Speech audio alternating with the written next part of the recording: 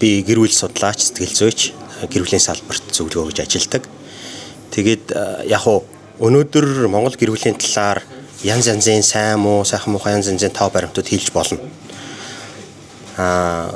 Хүүхдүүд утасны хамааралтай болж байна, гэр бүлийн цаг олдохгүй байна. За тэгэл ингээл эцэг хүүхдтэй харилцаа, хүүхдээ эрх зөрчигдөж байгаа гэх мэт маш олон юмнууд бид нар ярьж болно. Эрг сөрөг. Гэхдээ зөвхөн хүүхдийн эрх зөрчигдөд байгаа бас хэрэг биш.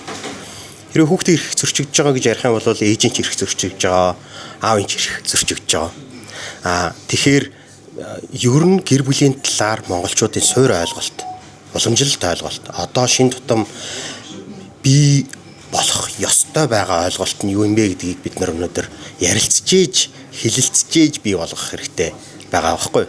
Тэрнээс биш одоо жишээлбэл Солонгост амьдарч ирсэн, Солонгос хэм маягаараа Америкт амьдарч ирсэн, Америк хэм маягаар мэнчээ байгаа нь өөрсдийнхөө бодож байгаагаар явчих бас болохгүй байгаа даа. Ер нь бол гэр бүлийн муу мухай авч явъя. Одоо нураах тийш нь эвдрэлтэй гажигтай байгуулъя гэж бодож байгаа нэг ч хүн байхгүй.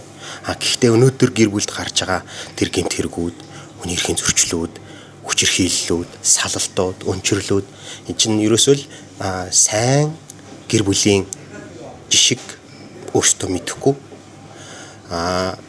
Өөртөө мэдэж тэрийг туршлагажаагүй учраас тэрийг буцаагаад гүйцэтгэх тал дээр нөхөрт ч эхнэрт ч хаасаагүй хүн болгонд л дутагдал бий болоод байгаа байхгүй. Тэгээд тэрний нэг нь өнөөдөр хүүхдээ яаж хүмүүжүүлэх вэ гэдэг чинь өөрөө одоо сурганы шинжлэх ухаан, сэтгэл зүйн шинжлэх ухаан тий. За тэгээд хоол, зөв хооллолт молтгч маш олон шинжлэх ухаануудын нэгдэл байгаа байхгүй. Нэг бодготол хүн хүүхдээ хүмүүжүүлэх тухай л яриад байгаа боловч нөгөө талаас маш олон шинжлэх ухааны нэгдэл байгаа. Тэгээд тэрийг бид нэр өнөөдөр яаж зөв эрүүлэр хийх вэ? Яаж амьдралд зүгээр ингэж хүүхдүүдийг хэрэгцээтэй бүхнээр нь хангах энэ өөрөө эрүүл муу юм уу? Хүүхдийг амьдралд бэлтгэх нь илүү чухал байна гэдэг ийм санаагаар энэ арга хэмжээнд оролцож байгаа.